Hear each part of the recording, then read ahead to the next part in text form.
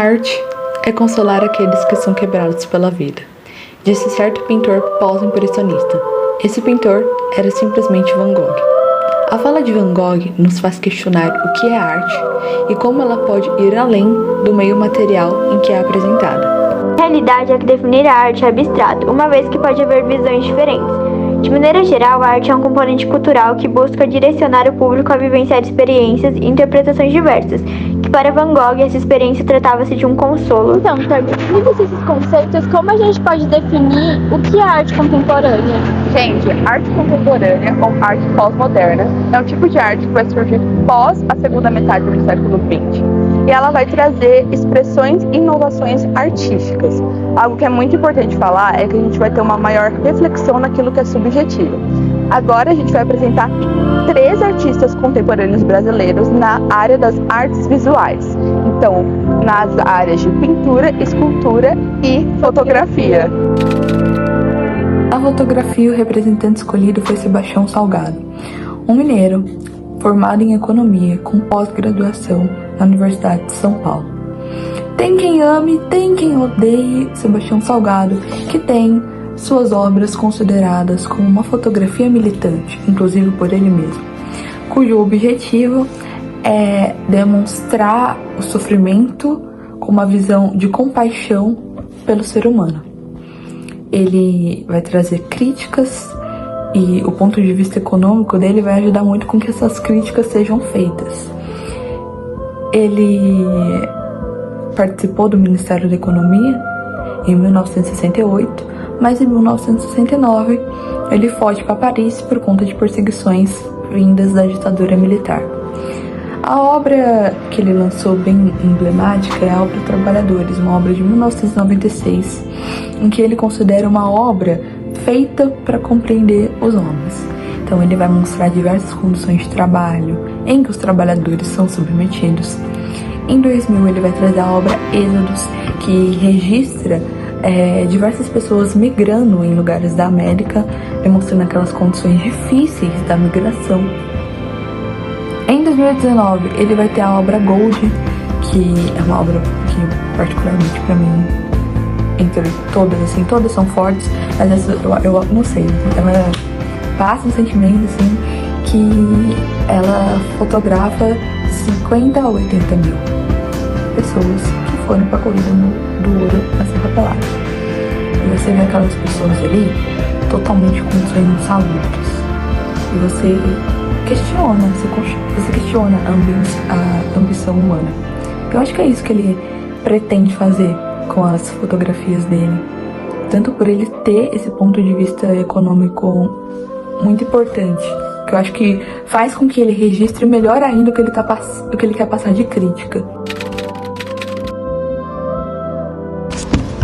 Na pintura, a representante escolhida foi a paulista Rosana Paulino. As suas obras, elas tentam abordar questões sociais de gênero, de raça e principalmente sobre a mulher negra inserida na sociedade brasileira. Ela também fala muito sobre estereótipos de beleza, sobre padrões inalcançáveis e também ela chama atenção para a violência dirigida contra a população negra. Rosana também fala que a arte traz um grande repertório social para a vida da pessoa. Uma pessoa com um grande repertório social tem a mente aberta, consegue enxergar o mundo de outra maneira. Ela também fala que crianças e jovens da periferia não conseguem se reconhecer através de obras de inúmeros artistas, e nas obras dela eles conseguem se encontrar e conseguem se achar, sentir como parte de algo. Agora eu vou falar um pouquinho sobre as obras mais famosas dela, que são Paredes de Memória, Bastidores, Assentamento e O Atlântico Vermelho.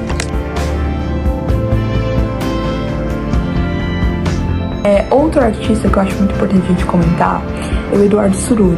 O Eduardo Surur é um artista plástico em que ele faz obras com uma finalidade crítica.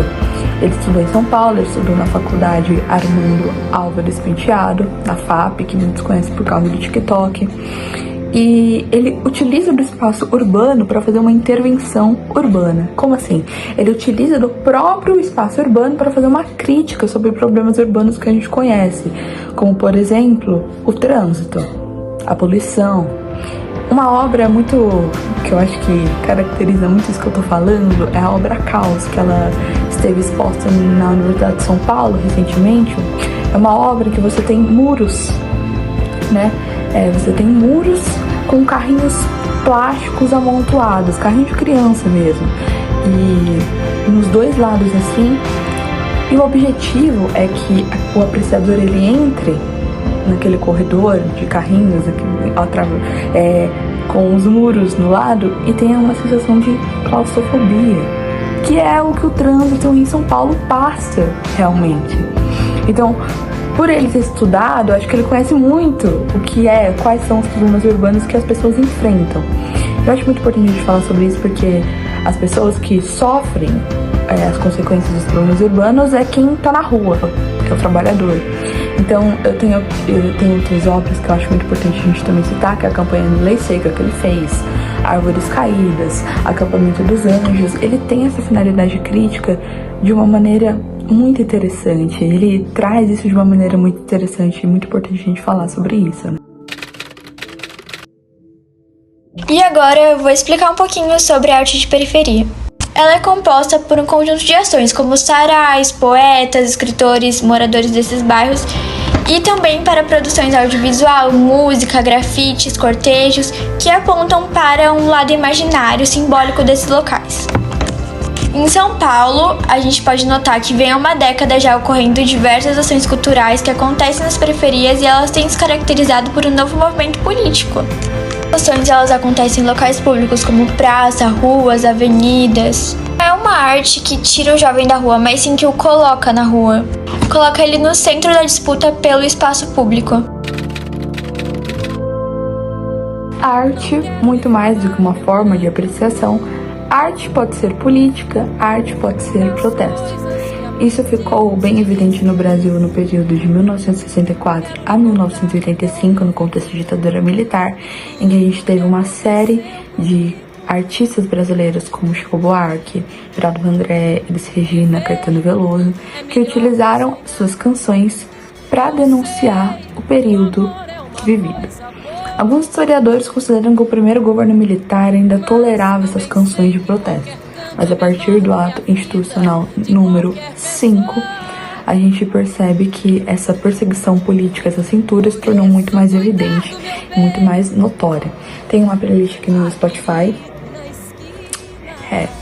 que ela tem todas as obras não vou falar que é todas, porque pode ter uma que não tá aqui, que ela tem várias obras feitas nesse contexto de ditadura militar, feitas como crítica, como denúncia à censura, que é uma forma de chegar nas pessoas para que elas possam abrir o olho sobre o que estava acontecendo no país naquele momento. Mas eis que chega a roda viva e carrega o destino